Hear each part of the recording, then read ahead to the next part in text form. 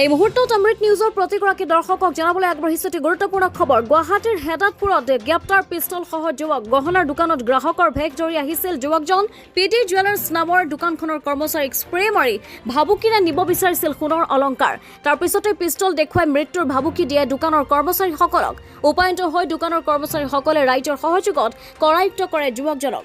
পৰৱৰ্তী পৰ্যায়ত আৰক্ষীয়ে গ্ৰেপ্তাৰ কৰে যুৱকজনক। আৰক্ষীয়ে উদ্ধাৰ কৰে পিষ্টলটোৰ উপৰিও স্প্ৰেটো। উল্লেখযোগ্য যে ধৃত যুৱকজন বহিৰাজ্যৰ বুলি জানিব পৰা গৈছে। মুহূৰ্তত জনাইছো এটি গুৰুত্বপূৰ্ণ খবৰ। গুৱাহাটীৰ হেদাতপুৰত গ্ৰেপ্তাৰ হৈছে এটা পিষ্টল সহ এজন যুৱক। গহনাৰ দোকানত এনেদৰে দিন দুপৰতে চলাইছিল ডকাইতি। PD জুৱেলাৰ্ছ নামৰ দোকানখনৰ কৰ্মচাৰীক স্প্ৰে মাৰি ভাবুকিৰে নিব বিচাৰিছিল সোণৰ অলংকাৰ। তাৰ পিছতে পিষ্টল দেখুৱাই মৃত্যুৰ ভাবুকি পৰ্যন্ত দিছিল দোকানৰ কৰ্মচাৰীসকলক। উপায়ন্ত হৈ দোকানৰ কৰ্মচাৰীসকলে ৰাইজৰ সহযোগত যুৱকজনক আটক কৰি ওলোৱাতে মানে আমি ধুব আহিছোঁ, ইফালেদি আমি কৈ আছোঁ চোৰ চোৰ চোৰ কৈ আছোঁ। সি এনেকৈ ওলাই যেতিয়া গৈছে তেতিয়া আমাৰ এই ধৰিব গৈছে, তাক এটা পিষ্টল দেখাই দিলে।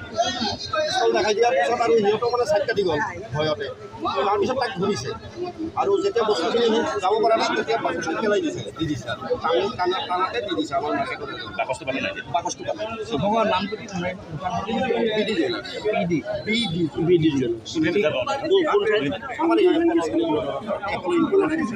ঠিক আছে। অমৃত প্ৰবাহ অসমীয়া সাপ্তাহিক কাকতৰ ডিজিটেল সংস্কৰণ অমৃত নিউজ। সত্যৰ সন্ধানত অমৃত নিউজ।